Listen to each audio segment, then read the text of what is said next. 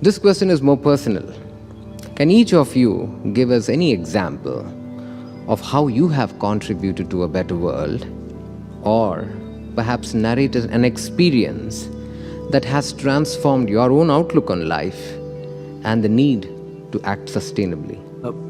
Earlier on, when I was talking about the philosophy of yoga being a philosophy of sensitivity to all beings, I had a personal experience when I just joined the monastery about 24 years back. In India, when we joined monasteries, even in our homes, we didn't have laundromats and washing machines. We just had the traditional Indian way of doing our laundry.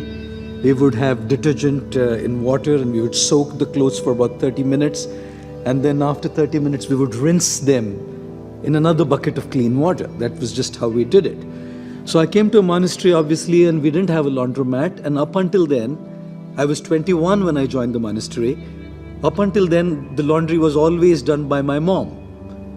So here I was now in a monastery, never ever did my laundry, and I'm confronted with this orientation now of learning how to do my laundry. So I learned it. And one day I remember I had to go for an event. I'd soaked my clothes in detergent and water for 30 minutes. And then I went to the bathroom, now to rinse them in another bucket of clean water. But being a little lazy of who's going to bend down to pull the bucket under the water faucet, I just kicked the bucket under the tap, under the water faucet.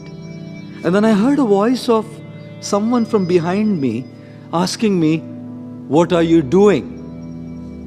I said, "Just filling in water to rinse my clothes."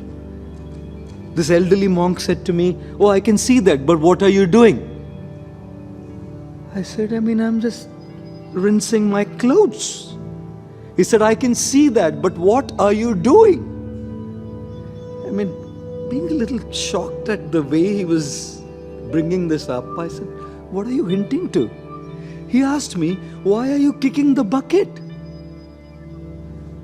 I said, "Look, it's a bucket, not you.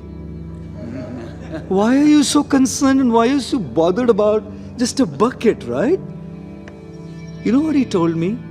He said to me, "It's not about a bucket. It's about an attitude of insensitivity. If you treat your things insensitively, you will end up treating people, nature, the resources on the globe insensitively as well. Start with the smallest things in life, and you will see how that attitude starts percolating in the larger things of life as well." So that experience was transforming to me, that it was a bucket, but it taught me a very important lesson of sensitivity that we were talking about in terms of climate change. And as he was asking about what, on a personal front, what do I do to contribute in dealing with climate change, I would say there's 3 things I try. It's just a humble attempt, not that I can never claim I do any of those things. The first thing is, I try to live a life of conscious consumption. We all have to start living a life of conscious consumption. Today we are living a life of unconscious consumerism, and we have to shift from unconscious consumerism to conscious consumption. Ladies and gentlemen, we can talk about climate change a lot, but as Mahatma Gandhi said, be the change you want to see in the world.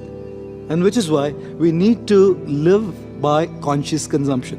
The second thing that I try to do in my humble way is try to spread awareness about conscious living.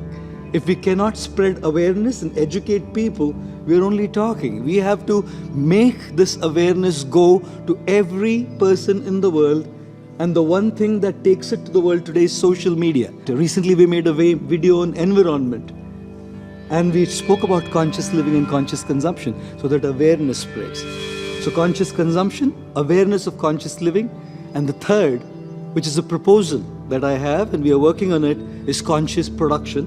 So yes, conscious consumption, conscious living, and conscious production are the things that I personally try to look at in my way of adding value to the world that we live in.